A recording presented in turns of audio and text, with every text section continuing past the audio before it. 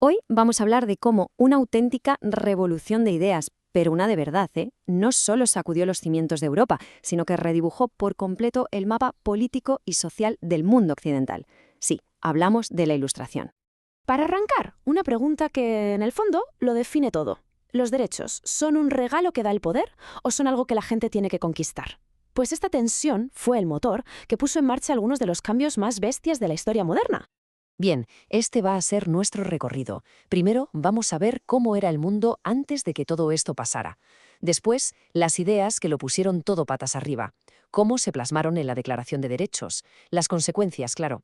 Y para terminar, una reflexión sobre su legado y también sobre sus límites. Venga, pues vamos a situarnos.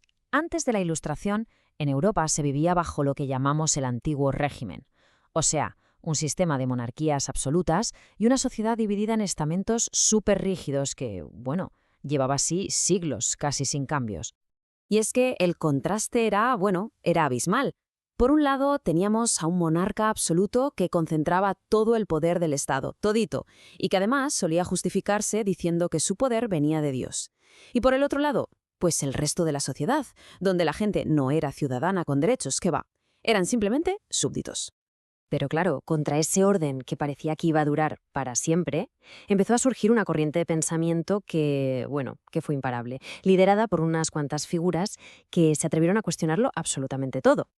Hubo muchísimos, pero para entender el meollo del asunto vamos a centrarnos en tres pensadores clave, tres gigantes cuyas ideas radicales fueron la chispa que prendió la mecha del cambio en toda Europa y más allá. A ver, empecemos por Montesquieu. Él soltó una idea que hoy nos parece de cajón, pero que en su momento fue una bomba: la separación de poderes. El objetivo era muy sencillo pero revolucionario: que el poder no estuviera nunca más en manos de una sola persona. Crear un sistema de equilibrios para proteger la libertad, ni más ni menos. Luego tenemos a Rousseau, que nos habló del contrato social. Lo que venía a decir es que la sociedad no es algo que nos viene impuesto desde arriba, ¿sabes? Es más bien un acuerdo, un pacto en el que las personas se unen, aprenden y crecen juntas para formar una comunidad que busca el bien de todos.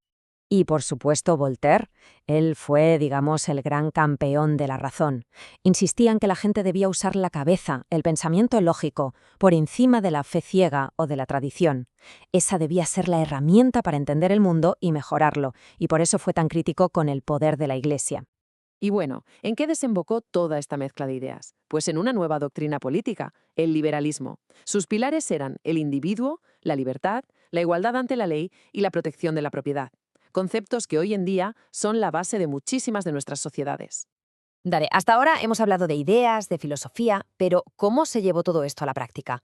Pues aquí es donde entra en juego uno de los documentos más influyentes de la historia, un texto que cambió las reglas del juego para siempre. Es que hay que pararse a pensar en la potencia de esta frase. Con solo unas pocas palabras se estaban cargando siglos y siglos de jerarquías sociales. La idea de que alguien, por haber nacido en una familia o en otra, tuviera más derechos, ¡puf!, quedaba oficialmente hecha anicos. Y la declaración estableció 4 derechos que se consideraban, naturales, innegociables. Eran la libertad, la propiedad, la seguridad y, ojo a este último, el derecho a resistirse a la opresión. Se estaba diciendo con todas las letras que luchar contra la tiranía era legítimo. Muy bien, ya tenemos las ideas, tenemos el documento. ¿Y ahora qué?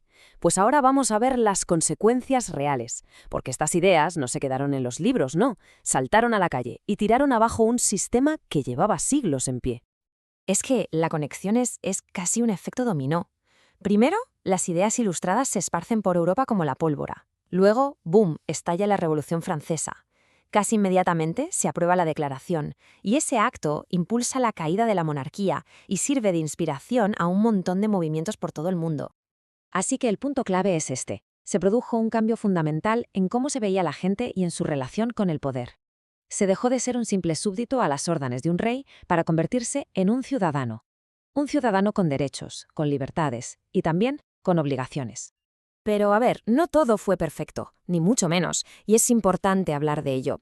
Vamos a la última parte para ver el legado de la Ilustración, sí, pero también sus contradicciones, sus puntos ciegos. Porque sí, fue un salto de gigante para la humanidad, pero no para toda la humanidad. Ese discurso tan bonito sobre la libertad y la igualdad tenía unos límites muy, muy claros. que estaban definidos, claro, por los prejuicios de la época.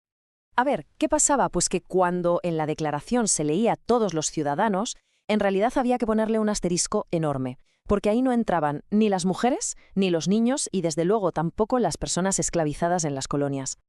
Ojo, con esto no se lo quita importancia, ni mucho menos. A pesar de ser un producto de su tiempo, con todas sus exclusiones, este documento fue un antes y un después. Fue el primer escalón, la base sobre la que luego se construirían luchas futuras, y fue fundamental para llegar, mucho después, a la Declaración Universal de los Derechos Humanos. Y así llegamos al final, con una pregunta que queda un poco en el aire. Aquellas ideas de libertad, igualdad y derechos para todos siguen siendo hoy un ideal por el que se lucha en todo el mundo.